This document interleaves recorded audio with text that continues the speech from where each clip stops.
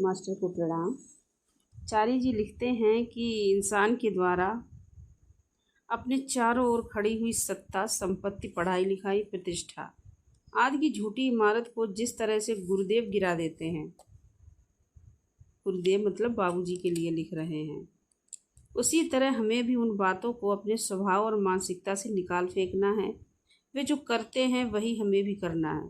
जिसे हमने निकाल कर बाहर फेंक दिया उसे हमेशा हमेशा के लिए नष्ट करना है।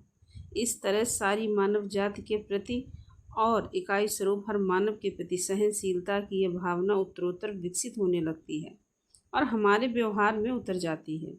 संपूर्ण मानव जाति को अपने इस लौकिक स्वरूप में बदल देने के इस महान कार्य में हमें गुरुदेव की असीम कृपा और उनके ईश्वर तुल्य रूप के दर्शन होते हैं। यह उनके दिव्य ज्ञान की सबसे बड़ी देन है, क्योंकि रचयिता के लिए तो सभी एक सरीखे हैं।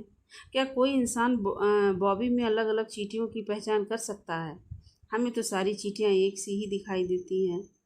हो सकता है उनकी भी अपनी एक सरकार, सामाजिक ढांचा, वर्ग भेद आदि होते हों, परंतु हमारे लिए इन सब का कोई अस्तित्व नहीं है। ऊपर से देखने वाले ईश्वर की नज़र हम सारे इंसान कितने एक जैसे दिखाई देते होंगे।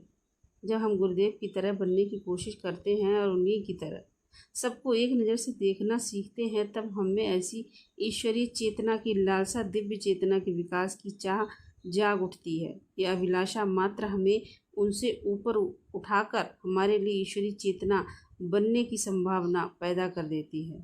अब सहनशीलता पर फिर से नज़र डालें तो हमारी समझ में आ जाएगा कि केवल एक गुण ही नहीं बल्कि वही एकमात्र आधारभूत गुण है। सिर्फ इतना ही नहीं, इससे यह सत्य जाहिर होता है कि ईश्वर की नज़र में सारे मनुष्य बराबर बनाए गए हैं और उसकी बनाई हुई एकता को वर्गों में बांटने की कोशिश करने पर हम सृष्टि की इस मूलभूत गरिमा को नष्ट करने के अलावा